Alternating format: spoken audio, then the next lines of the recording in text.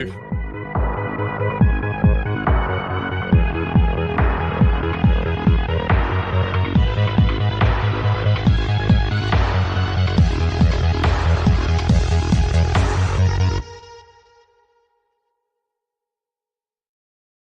are live, and I am stealing the intro.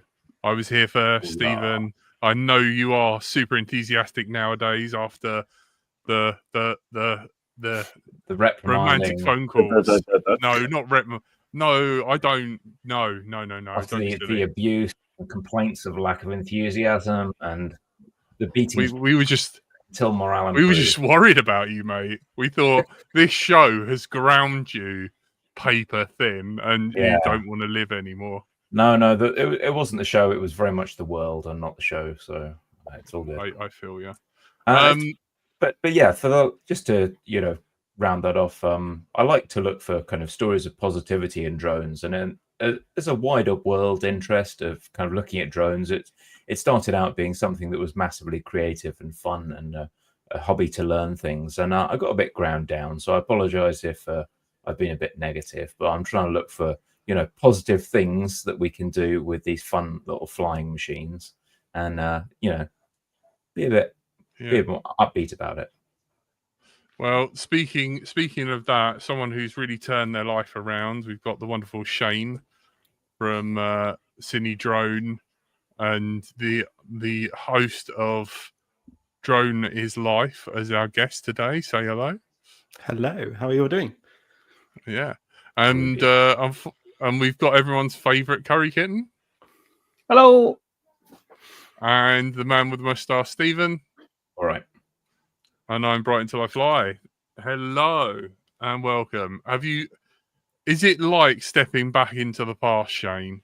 It's been a long time since I've been on YouTube, I must admit. I do miss it. It's been so long that I had to reintroduce myself to Shane and ask who he was, and then he reminded me that he was part of Drone is Life. I was like, oh right, sorry about that. I do remember you now. He is Drone is Life. He's the man that sold me a rain shield that I can never use because I live in Brighton and the wind will just destroy it in seconds. Yeah, the umbrella, the TBS umbrella. Oh, right, okay, the umbrella. I never knew it as a rain shield. Was that a TBS? Rain shield sounds like woo, like someone who does Reiki or something. Yeah. That's what it was called. It was called a rain shield. It wasn't an umbrella. It was a rain shield. Yeah, I haven't been on YouTube for so long, and I do kind of miss it. But I'm always behind the camera now rather than in front of it. Is that better or worse? Yeah, and I still keep in touch with some of the old members. So George, Crashcroft, Steve, Aries up in Scotland. I love him. He's great. Oh, he's great. We still chat. I would have killed to have him on LDO.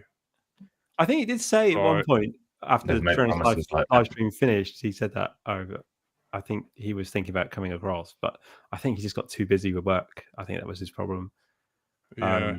But I haven't spoken to Kelsey or Malcolm in a while. It's been a while. They do comment on my Instagram posts and stuff as cine-drone while I'm away, working away. But we haven't had a phone call or a chat in a while. Maybe I should, because me and Malk were really, really, really good friends. But life takes over, and you go different ways. It doesn't help that we're dotted all around the country at the same time. We're not in the same city, so it makes it even harder. But saying that, all my new buddies that I have now in production crews and TV and films, they're all over the world, and I probably speak to them more than I probably do in my own family, if I'm honest. It's just weird how life takes over and you get torn away from other things. Yeah, I miss Kelsey so much. One of my favorite FPV memories was loading up one of Gavin Ferry's Nerf Gatling gun. It was just fully loading it, cramming it full of bullets, and then just handing it to her and being like, shoot Gavin in the face. and she just went over and just shot bullet after bullet. It's like I got a 3-minute video of her just like unloading this Gatling gun full of Nerf darts, and Gav's trying to program, and he's just like laughing and like crying at the same time. It was brilliant. It was like such a laugh. But maybe you guys could have a reunion like show. I did. I did think about it just before Christmas. I thought, do we dust off that Drone is Live YouTube channel and just kind of do a Christmas special? Yeah, I mean, you can come on here and do it if you want. Like, I'm quite happy to do it on here. You're more than welcome. But again, life got in the way over Christmas, and I was no longer around for it. And that's the problem when you work in TV and film. At a moment's notice, you can be a couple of weeks away, different country, different production crews every time, and you just think, it is a hard slug. But I love the traveling. I think it's probably the best bit of it all is the traveling of it all. I do like the hustle and the bustle of a good airport. I don't know why. I'm probably the only person that likes the airport. Literally, yeah. Everybody hates the airport. They like the destination, but the airport's the really crappy bit in the middle. Have you been to anywhere really exciting and interesting on your travels there? So last year, I did 13 countries last year. Wow. Some of them really nice, really beautiful places to go to.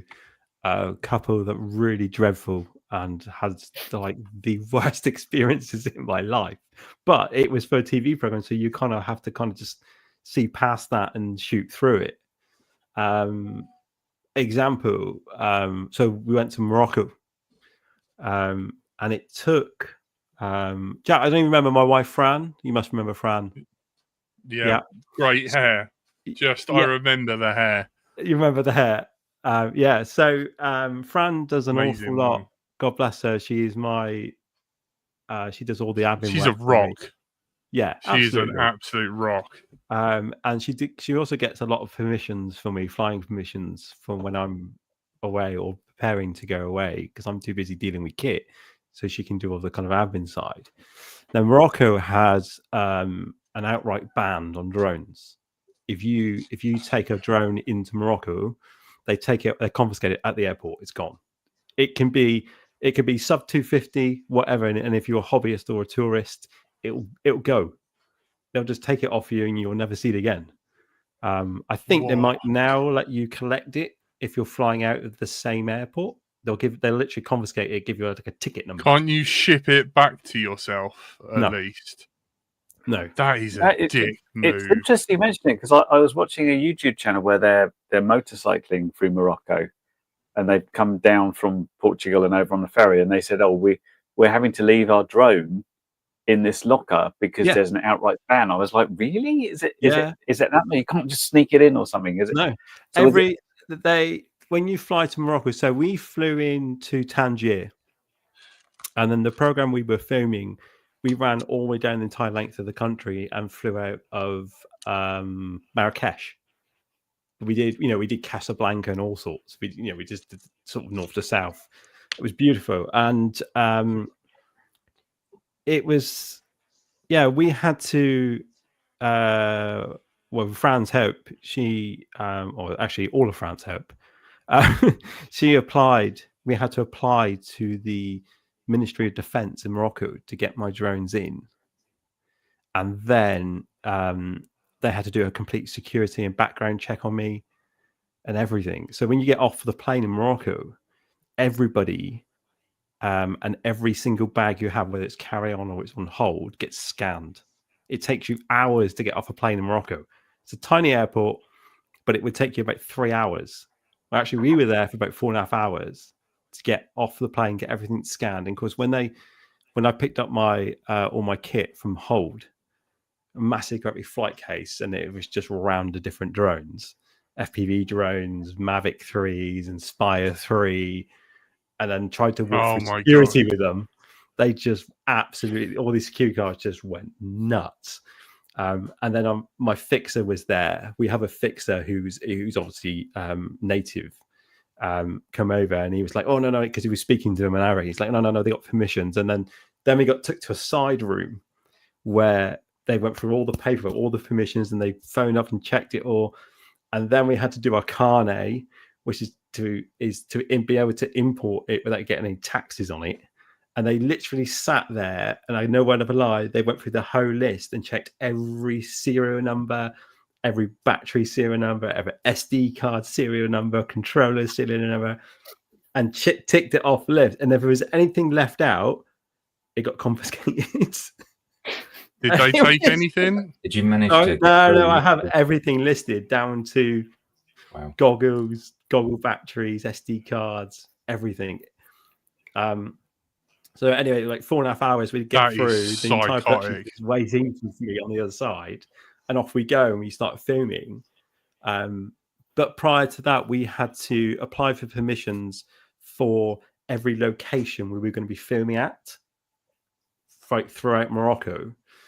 And we had to tell them what date we would be filming, what time we would be filming, what time the flight would start, when it would end.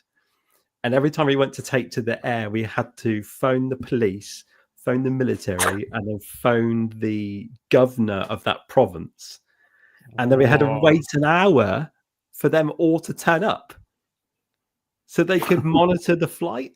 The governor of the province had to just rock up and be like, "Oh yeah, that's a Mavic," and you're like, "Yeah, I'm just going to fly from here to but there. they would also get be 30 seconds of footage." They would constantly, all three of them, would be constantly over your shoulder, looking at the controller, saying, "You can't go that way. You can't film that. You can't do this." And we had to do that. What have they got in Morocco these days? What the hell are they building down there? I remember going over there on holiday, and there was great expanses mainly that I would kindly call FA. That a great amount of sand. Yeah, I mean, we were filming a train series. So this was Amazing Train Adventures with Nick Knowles. Okay. It was Channel 5 series. So you were doing this near infrastructure, so that could be sensitive then. Could be. But I mean, the country is like, if you're not in a resort, the country is near on falling apart. If some of the streets that we drove through to get where we needed to go to film the train going past them and create some shots, literally looked like Black Hawk Down. It was outrageous. And there's adverts you see on TV in Morocco to find these stretches of like marketplaces and stuff that look like they could be 400 or 500 years ago, just tiny little streets with donkeys and stuff. Yeah. Well, you see the adverts that they say sponsor a donkey, and you see this donkey and it's well underfed, it's got a couple of broken legs or something, it's hobbling in the streets. All that exists there. Yeah. But if you're on a holiday resort, because bear in mind, every night we stayed in a different hotel, we were kind of moving our way down the country. And the resort's beautiful. If you're on a holiday, if you're in a proper hotel and it's cut off from the outside world and it's all glitz and glamour, they were amazing. But as soon as you leave the towns and the cities and start going through parts of the desert and all sorts with your fixer, it's a whole nother world over there. It really is.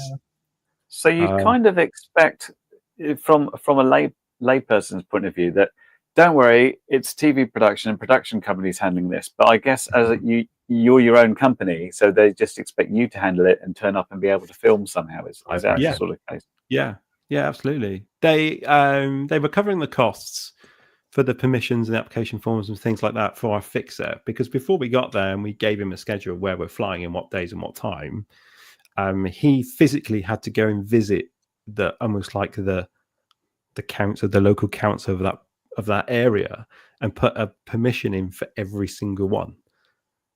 And he was charging the production crew like £1,000 a day to go and do this, because you couldn't do it online. They're so backwards in technology but you go over there, they got 220 mile an hour trains. The rail network is so vast compared to anything over here. Well, it's the only way to get from one side to the other, because the infrastructure is just a bunch of broken up roads with people pulling the camels. Horses. I mean, Calais takes a bit longer than 21-hour train. But yeah, it's just so weird. But yeah, so I had So there's real... a big split between the high tech, Yeah. rich people and people living off the land a couple of yards to the side of the train track. Then, yeah, absolutely. It was crazy. 1 minute you're because okay. One last story about Morocco. We were first day filming. We were in Tangier. Nick and the film crew were getting on the train. And basically, my job, I had a cameraman with me. In my job, we had a hire van, and basically we were chasing the train. So we would be a mile outside the station. We'd film it leaving the station, and then we had like points on a Google map where we needed to get to catch the train going through tunnels and beautiful landscapes and stuff. So we got to the first location at 6 o'clock in the morning. We're a mile outside the station. The train leaves the station, and I'm stood there, set up, drones in the air. The cameraman's on the side of the rail track, and our fixer is with us in the van. And he said, and we're just there ready to film, and there's a dog behind us, about 500 yards away from us, and it's barking its head off at us. And we're like, rabies. Whose dog is this? Whose dog is this? And next minute, the fixer goes running at the dog, and he's clapping his hands like, "Wow!" Scares the dog away. And I looked at Sam, who was the camera. I was like, "That's a bit weird." And I said to the fixer, and he said, he said he'll be back in a minute. He'll be back with his mates. He's like, your breakfast. They literally pack hunt you like they are wolves because they're wild. And he said, if I don't scare them off, they would keep coming back with more and more dogs. They will come back and in greater numbers. Yeah. And then you are on the menu for the morning. I was like, oh my God. I'm like, when's this train leaving? Because we need to film this and land and get in the van and go. But yeah, you just don't expect that from and what to me looked like a Labrador or something. But yeah. Failsafe asked, didn't Shane used to own Drone His Life? I did. And you're not getting the names mixed up. And then he also asks, what happened to it? I think that the larger question there is what happened and how did you transition into doing what you're doing now? Yeah. So if you remember when Drone His Life was going, with some of the sponsored pilots, so Kelsey and Jab, remember James Bowles? We all did so the Drone His Life, I was sat working in the office one day, the phone rang, and this lovely woman spoke to me called Jennifer, said, "Oh, hi, I'm from a production crew in London. We're going to do a television advert for Vodafone." And a celebrity, didn't say who the celebrity was at the time. We're after some drone pilots to come up and do some drone flying in London, and et cetera, et cetera. And I to be honest, I kind of took it with a pinch of salt, thinking, hey, Rory's here. I thought, here. It's a bit of a joke. I'll just ignore that one, sort of thing. And a week later, she phoned back again and said, "Can I put a quote into her to build this racetrack indoors in London and take some pilots up with us?" So I made a ridiculous quote, thinking it wasn't real, but I did price it accordingly. I didn't just pick up a number and then kind of panic about what we're spending afterwards. You could do one of those quotes of the "I'd rather not put up with this hassle." Yeah, pretty much. Put a slice on top. Kind of did that. Put it in and emailed up to her. The production company was We Are Social. So I emailed up to her, and she phoned me back the next day. I said, "No, that's fine.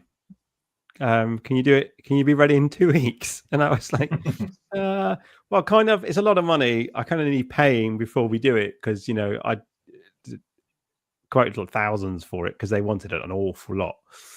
And they went, "Yeah, no problems." And the very next day, all the money landed in my bank account. Well, and I just kind of looked down front and went, "I don't think they're taking the mickey anymore."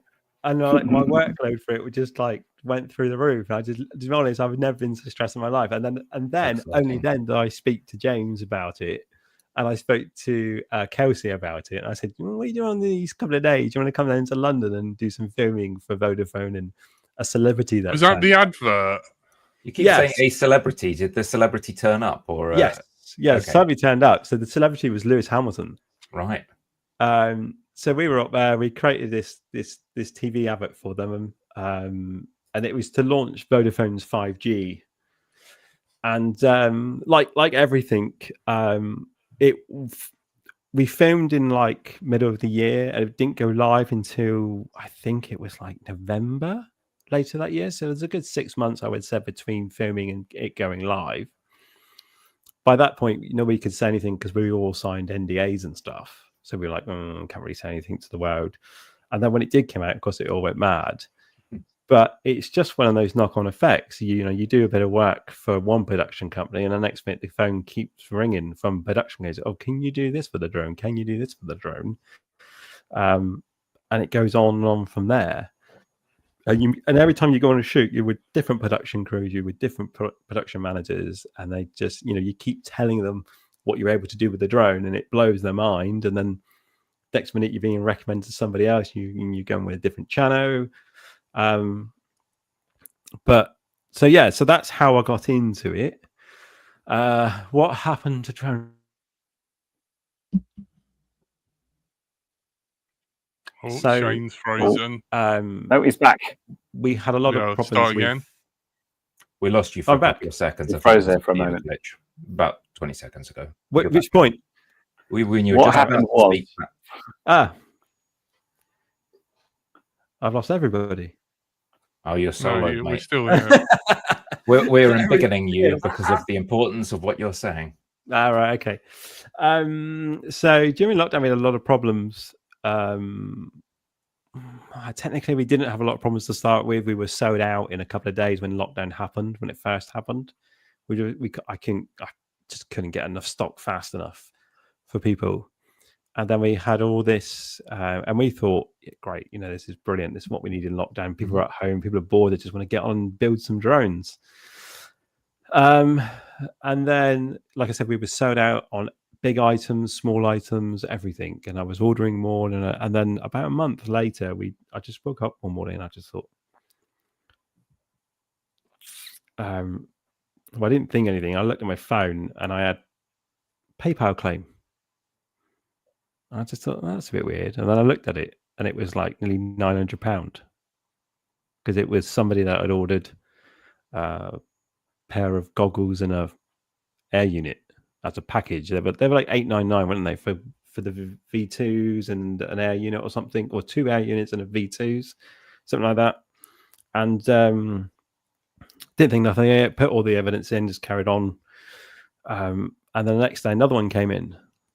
And they were all the big items that were sold over lockdown started getting PayPal claims on them. And it turns out it was all card fraud. People spending money on other people's cards they didn't know about. And of course, PayPal just gave them their money back straight away, took it off us, and we never got the product back. And we never got any compensation for it either. So we lost the product. We lost the money that we paid for the product, and then we lost the money for the sale of the product. So for every like £900 of goggles that went out the door, are you insured for that? Sorry, were you insured for any of that? Well, we had merchant insurance, but PayPal were the merchant. Oh God! So there was always a way they were going to wriggle out of it. Yeah. Even though they come to you and they say, "Can you provide us proof of the order?" And there's never quite invoice, enough the shipping, the tracking, it's been delivered and it's all done through the same address. And you go, yes. And they still give the money back to the customer. So we were just losing money hand over. So every £900, you were probably, time you cut all your losses and all the rest of it, you were probably £2,000 out of pocket just for a set of goggles. Because PayPal would charge you as a business with PayPal would charge you like £130 administration charge for doing that per transaction. It was stupid, and it just kept going, and it just kept going and going and going and going and going. How does that even work? Because if it's card fraud, like, you're not touching that card. That's all PayPal. I think the problem is that PayPal don't. work under any of the normal banking rules we have in the UK. They are their own law, and they do what they like, and you can do nothing about it. Christ, that's awful. Yeah, and it just spiraled out of control. And so there was that was a major hit. There was a point where after lockdown, I injected a lot of my own money back into Drone's Life to get stock in and see if we could recover it. And sales did pick up, but I wasn't able to buy in big amounts of big items. Because I don't know if you noticed, we never really did anything along the way of goggles, the big expensive stuff, because we just couldn't afford to. But we could get ESCs, flight controllers, and motors, and receivers, and all the ethics and TBS stuff in. But we just couldn't get the big stuff because we just lost so much money. And then I think the nail in the coffin in it really was the point where, other than that, and it's very hard to say this, but we did have a lot of dishonest customers. And I think that was the nail in the coffin for me, and that's why I closed it. So I'll give you a prime example. I'm not going to say any names. So I had a customer once who bought. I remember this so much because he absolutely screamed down the phone at me about it, about warranty and stuff. So he bought a set of Apex motors, 6S Apex motors, the purple and black ones. They're beautiful. And we shipped them out. They were delivered. He built them. He put them on it. He put them on his drone. And then he flew it 80 mile an hour into a lamppost, dented the bell of the motor. It gets on the phone to me, screaming on the phone to me, this is under warranty. They should be able to take more than one crash. And I'm like, you just told me you hit a lamppost at 80 mile an hour. So I can't, that's not warranty. No manufacturer in the world is going to give you warranty on that. Yeah, you don't buy something, hit it with a hammer, and then get the warranty. Yeah. I bought this TV and fell out the window and it broke. Yeah. Give me a new one. I said to him, that's like going to a car dealer, taking out a brand new car, driving a mile down the road and wrapping it around a lamppost and telling him it's under warranty. And he absolutely screamed on the phone at me about it. And I said, sorry, look, I can't. I can ask the question to Apex. This is the problem of being a small business, where you are that close to your customer, which is a great thing for customers who value you and like the small business. But for people who take the piss, it's a great thing as well, and they can get away with it. Yeah, because I refused to give him his money back. I said, look, it is what it is. I can ask Apex for a warranty claim if you want, but they're going to say no. And he's like, anyway, so he put the phone down. And I got out of bed the very next morning and he put a PayPal claim in as item not described. And he got his money back anyway. Jesus. It's kind of nice that PayPal on the side of the consumer, but when it's ridiculous. Oh, on the consumer side, yeah, they will. But as a supplier or a business, no. Ironically, the only time I so many got people came back from using PayPal was a drone, my first drone that I ordered from Banggood that never arrived. I put in a claim with PayPal and they were like, oh no, it says it was delivered. And I never got it. Yeah. Never got the claim back. So yeah, apparently great if you want to do fraud, but if you actually lose something, not good. Yeah, I think that morning I sat down with Fran and I said, look,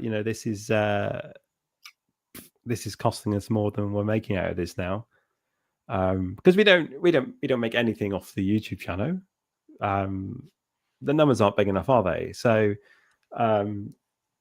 no. So even though the night we had Steel on, we had a couple of thousand views or a couple of thousand viewers that night, which was amazing. It's the first time I've ever felt nervous on hosting a live stream because there were so many people behind the other side that you couldn't see, and I was just like, this is a bit much. But people still complain even though it's free content.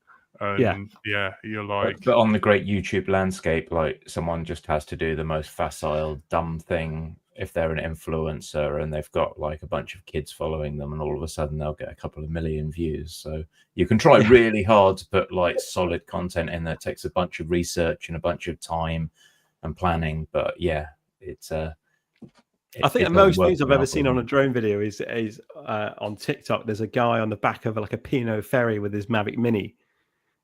And he kind of arms it and takes it off while the ferry's at speed.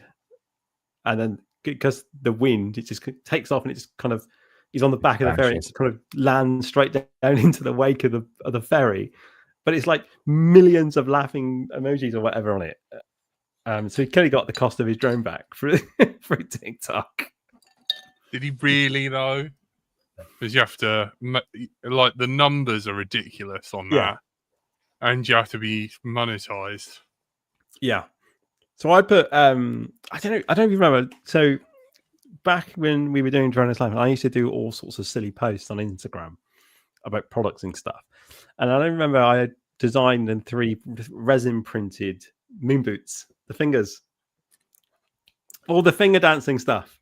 So I've managed to put one of them. I put one of them yesterday on TikTok, just as a flashback. Overnight, nearly 900 views. What? No way! I remember. I put the one up. The one I put up was the one with Michael Jackson, with literally with my fingers standing still like this. They had like glitter sleeves on with the moon boot stuck to the bottom. And I just kind of did the lean that Michael Jackson does, like moonwalker lean, with the music over the top of it. I put it on TikTok last night, like, kid you not, 900 views one night.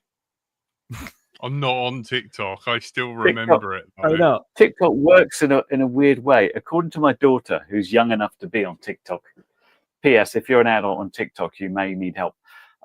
She tells me that if you put a video on and it's your first video, then TikTok push that out to loads of places to try and get you to stay on there. And I think it's possibly the same if you come back after a long period. It's like lots of people going to watch, so come back, start posting regularly, sort of thing.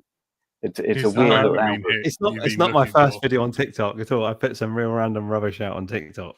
Like, maybe it's your first time back in a while, though. Oh, I don't know about that.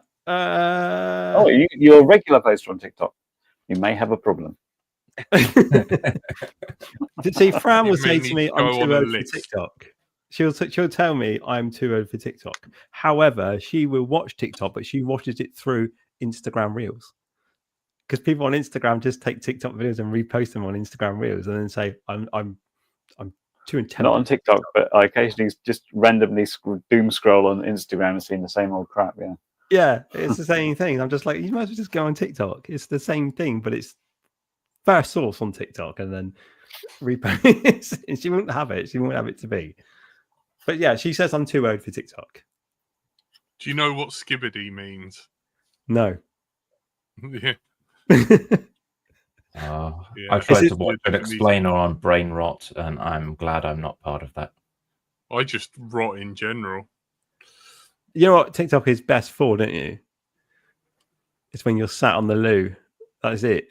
That's all I use it for. Is I'm sat on the loo and I've just. You can just read the news. There's like that's why I watch YouTube, and occasionally I can watch a big video there and stay far too long. Yeah, and you get up and your legs are dead, and you've got 2 round red marks on your legs where your elbows have been resting all the time. Walk to the sink, almost fall over. Close call. Sometimes I wonder, should I even bother leaving the toilet? But that's a different element. Okay, sometimes I forget to leave the toilet way after I've finished because I'm so engrossed in what's going on my phone. Well, I mean, that's what TikTok want you to do, probably. They're going to start selling like chairs with toilets on to increase TikTok usage, because they know when you're on the toilet, you'll start watching TikTok. It'll be like a Pavlovian response. There are toilets everywhere. Right, let's move on. Shane, what's the coolest thing you've done now you've started the drone filming business? So last night I missed my big first red carpet premiere in London. There was a film that premiered last night at Leicester Square Cinema, and they had a whole big red carpet thing, and I missed it. Because you're too important for that now. No, it's not. I'm getting ready to go away again, so I've got drones everywhere here. This is my office, and I've got drones everywhere here, and I'm trying to pack kit and do carnets and stuff. So I couldn't, because I'm based in Plymouth. I couldn't take the time to do 4.5 hours up to watch a film. That's a hard life, mate. For 2 hours, then drive 4.5 hours back in one day. Uphill both ways. Oh. So last year I did 4 horror films. Cool. And the one that premiered last night was Peter Pan Neverland.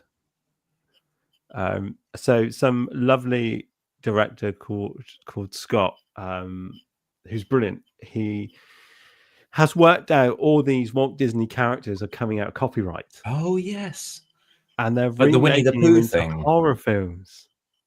So someone did a Winnie the Pooh thing that was just Yes, it was them. people saying, "Oh, I'm Winnie the Pooh" in really bad outfits, and then murdering a bunch of people. Yeah. So the first one I did with them was Peter Pan, and it was I don't like horror movies. I can't stand horror movies, but I don't like horror movies in the way that if it's Saw or just outright gore.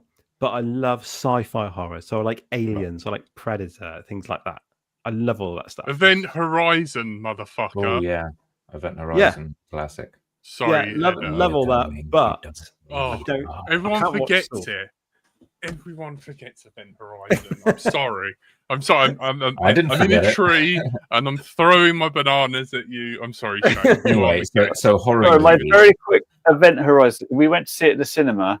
The previous showing was just on. Someone came out and vomited, and I was like, "Okay, this might be worth watching." Check. It's going well for that. I would have started masturbating.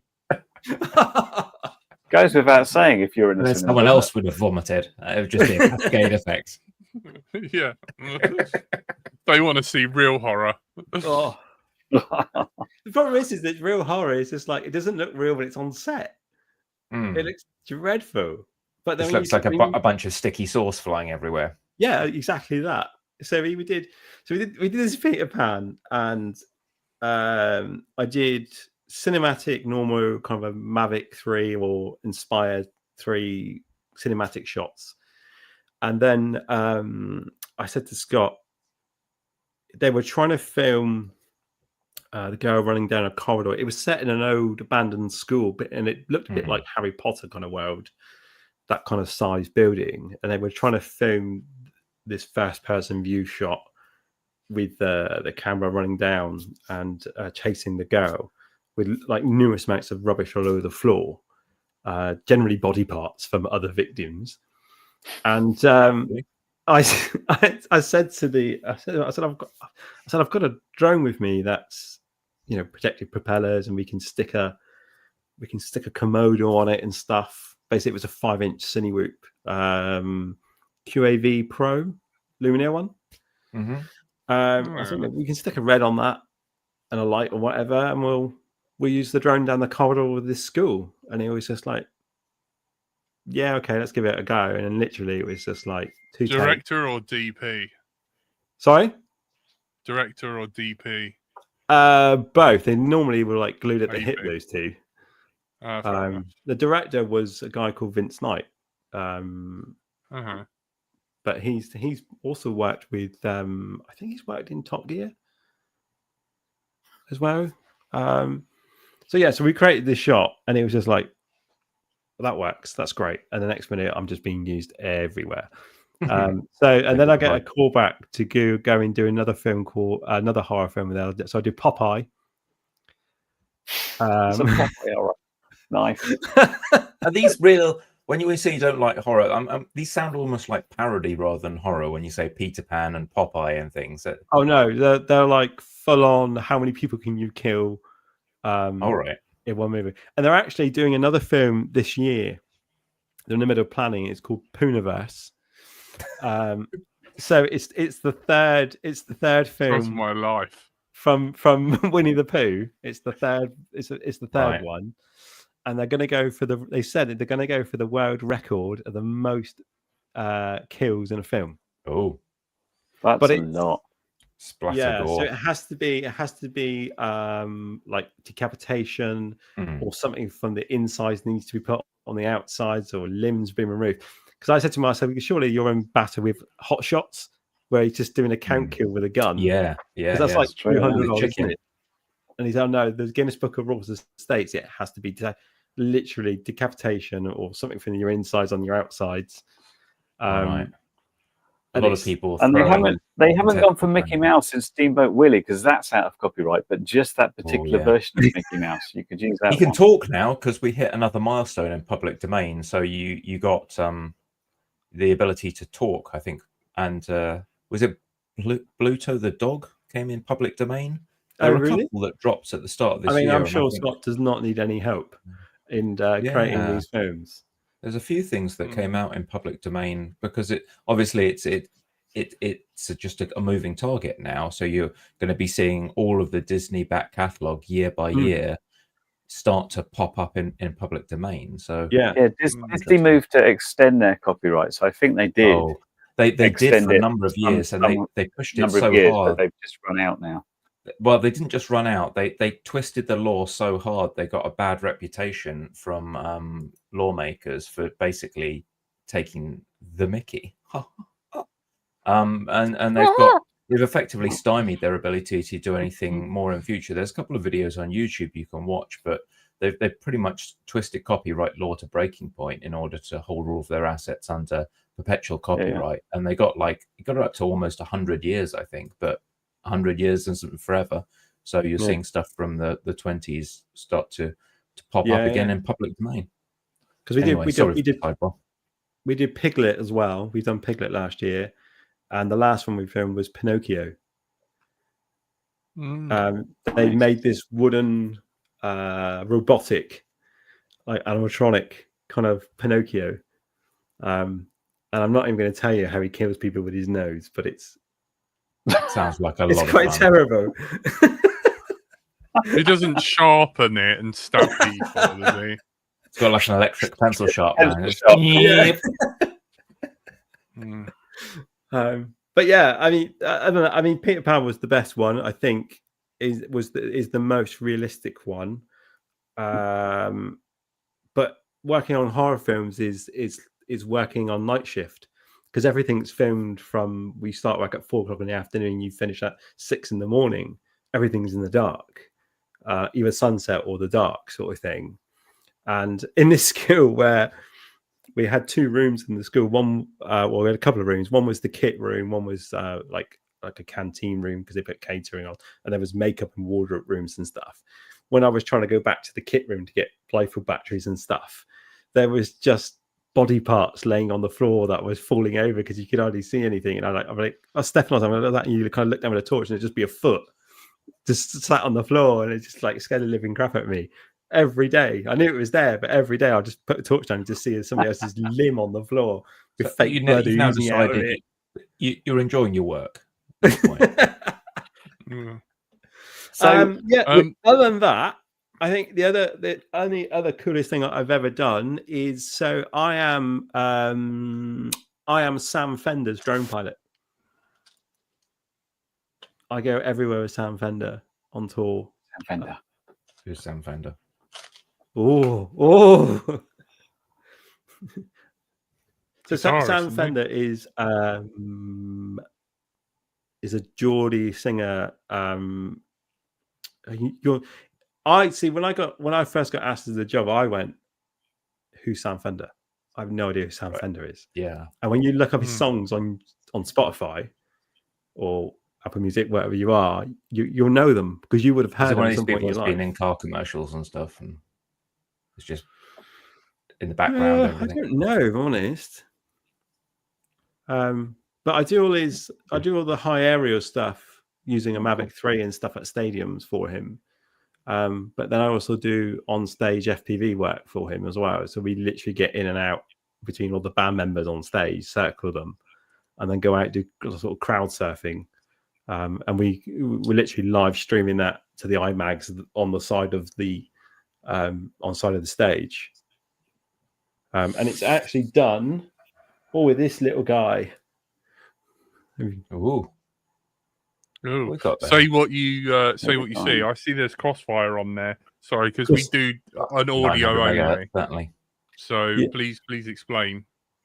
So this is actually a Flywoo, like pre-built bind and fly jobby. 2-inch? Yeah. Is it the FlySense 85? Oh yeah, I think it's the 85. So it's on 03. It's on an 03 air unit, but it's all naked. So if it sits still on the floor for too long, it does like want to catch fire. I think I saw Nick Burns review that. He was very flattering about it. Yeah, it's utterly brilliant. I've tweaked the tune a little bit to my flying sense. I took off. I couldn't buy it with Crossfire at the time, so I bought it as an 03 bind and fly, and then took it apart and put a Crossfire receiver in it. I still use Crossfire and everything because it's for my sort of thing. It's tried and tested. I've never had a problem with it, and in a high Wi-Fi interference, you know who to go complain to if you're working, I guess, don't you? You can always turn around and go, "Oi, trappy." Yeah, yeah. I mean, you do. For me, and this is probably only for me. The receivers are quite expensive, aren't they? They're like 35 quid a go. And not always in stock either. No, but you get diversity receiver, and on there's 2 antennas. No, it's only the one. So those 2 little ones. That's the 03. Sorry. So this one's just got a normal one on it. But I don't know why I just can't put my faith in an Express LRS receiver that costs 8 quid. Yeah, well, there's 8 quid receivers and there's 8 quid. That's the trouble. It's a bit of a lottery. Flywoo probably make their own. iFlight make their own, and some brands can make really good motors and frames, but not necessarily great receivers. So there's a lot of reading required. But there is in Sam Fender's online content, there is FPV footage crowd surfing around Newcastle's football stadium. It's St James's Park, and there's high aerial stuff on there as well, which is all coming from me. And one of the shots I took with the Mavic 3 is actually going to be his album cover when it comes out next month. What camera do you have on there? Are you carrying like a full-blown GoPro, or are you filming with on the what? 03? Sorry, on the Flywoo you've got there. The 03. Wow. Okay. So we connect the goggles straight out to RC Pro. Oh wow. And then they're running that from HDMI through an SDI converter. Oh wow. And then it goes straight out. I just always assumed that 03 was good for flying in a bit of casual larking around. I would never expect it to. I thought everyone would be snooty about it and sort of. No, they loved it. Because you can get 1080p out of your RC Pro out for your goggles. And this is the thing. Production crews, you can turn up with all these cameras and everything and think, I can record up to 4K, 6K, whatever you want to do, 120 frames per second. And they'll all turn around to you and go, can we have 1080p 25, please? No matter where you go, no matter what kit you turn up with, it's 1080 25. And so the camera you're watching me on now.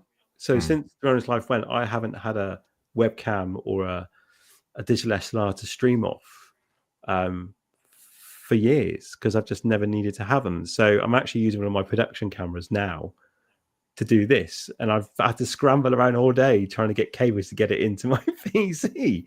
Oh mate, I'm so sorry. The effort he does to come on this show, I know. And we're like, let's talk about pooing and Instagram. And oh my god! My camera here. So this camera does not have autofocus because it's not designed to. Locked. It's on a prime lens. Mate, I'm still on a C9 2020 light. Oh really? Yeah. So this camera is designed to have a proper focus as well for the same reason. Color. And because I couldn't employ a focus puller for tonight.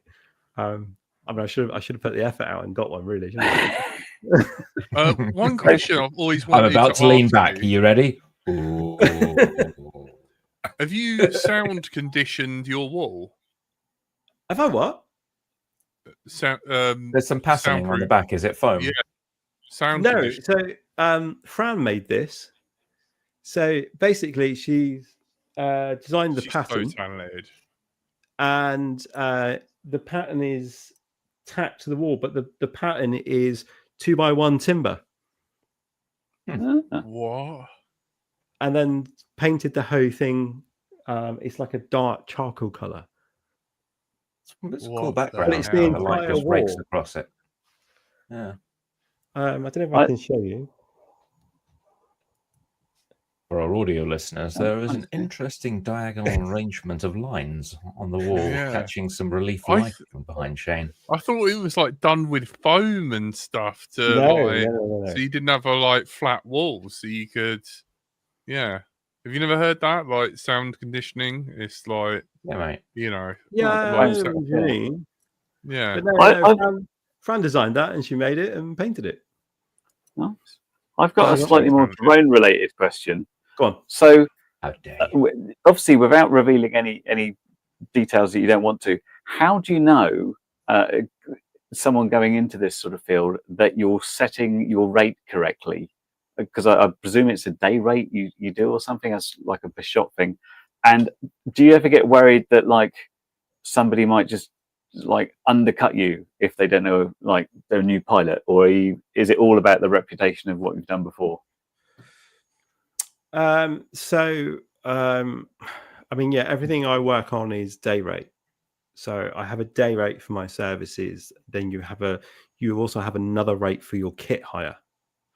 So even though you're taking your kit with you, you need to charge the production company a daily rate for you to be using your own kit. Oh, right. So it's like they want it broken down on the purchase order as like person plus equipment. Yeah. So normally you would put it down as day rate as yourself, and then you put down kit and insurance, and that's a day rate as well. But you know, you're going to profit off both by all means. And the rate can really depend on who your client is. There's always the fear of somebody undercutting you, but that's always going to be a chance you take. Some production companies are really good, and they'll come back to you and say, we want to go with you, but we've had cheaper quotes, and you can kind of, you know, haggle around a little bit, but it's very rare that happens. If you're trying to beat somebody that's local to you, so say there was a job in Plymouth where I'm based, and you've got a guy down the road with his Mavic Mini who's willing to do it for £200 for the day, and then I'll be like, you let him have it. You know, it's not worth your time, not with the kit that you're using and then the insurance you're paying to do it. So yeah, it's kind of, you can be undercut quite a lot, but if it's a big television project production or a film production, you don't generally need to worry about it, because it will be you've been recommended from a previous TV show of somebody else's, and then you can just kind of normally name your price. I think the weirdest thing I've ever experienced from this whole trade is that, so we don't work from the beginning of December to the end of February. Nobody works in the TV unless you're a script writer or a production company planning a shoot. Camera operators and drone operators don't. It's just not worth messing with the lighting. We're just an extended holiday. Like we want pretty more much Christmas, extending it for 3 months. Is it purely light related or just a habit? No,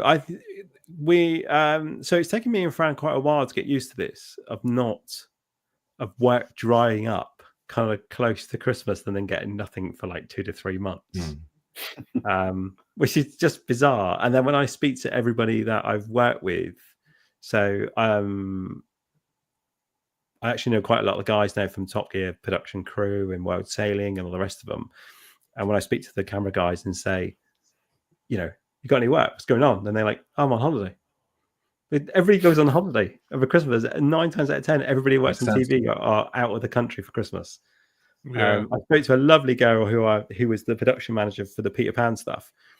Out of season. A couple of weeks ago, and said, "Oh, I've got any work coming in?" And she went, "I'm in the Philippines for a month." Everybody just takes the Christmas off and just goes places. It's very sensible. It's the bizarrest thing ever. But then in the summer, are you just working straight through? Yeah, summer is crazy. So that's the flip side. Yeah. So last year in the summer,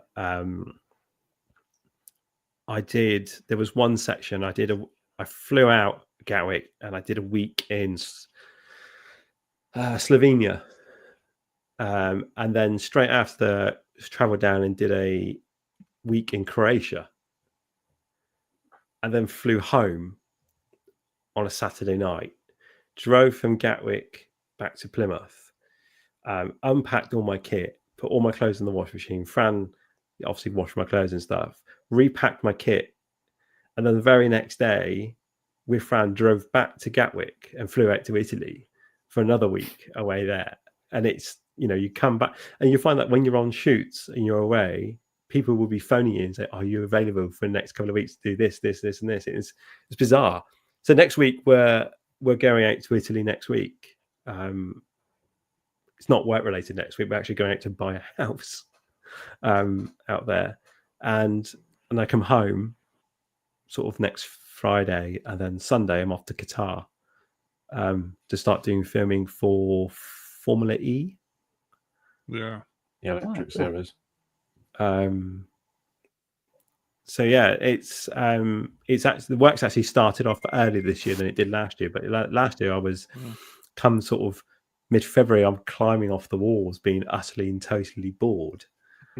And thinking, worried about when's the next work coming, and it's just started a month earlier this week. As soon as I'm back from Qatar, I'm home for like 2 days, then I go out to Palma, and I also do the aerial photography for World Sailing, so I do all the regattas over Europe. So I go out to Palma for 2 weeks, and it's home, and it's back out to Netherlands, and it's home, and it's then to Spain, and it's home. Do you have to land drones? Are you flying off the shore, or are you out there on a boat having to land onto a boat when you're out there? So we take off and land from an 8-meter rib. Wow, that's challenging. It can be. I mean, it's only a Mavic 3, but nonetheless, you've still got to catch that. Big old pool net. There's a couple. I'm not gonna lie. There's a couple in the bottom of the sea in Palma Bay. If anybody wants one, there's a three cine. There's a couple of 3 cines in the bottom of the. Ouch. So last year we went out to Palma, and actually, if you look on my YouTube channel, cine-drone UK YouTube channel, there is an example of the World Sailing show that we do. And then just in the opening 10 clips, you can see how rough the sea is. We were in 3.5 to 4 meter swells, 2.5 miles out to sea. How are you not chucking your guts up? And you're not even looking at the horizon. You're like looking at a video screen. Worst possible situation. The thing is that the rib that I'm on is actually moving as well, because on the front of the rib, I have a camera operator with me. And on the front of the rib is a gimbalized drone, gimbalized camera arm, which is carrying like an FS6 inside it, completely encaged. But they stripped it naked and put it inside like a cone, and it's watertight. And they put it on a 3-axis gimbal on the front of the boat.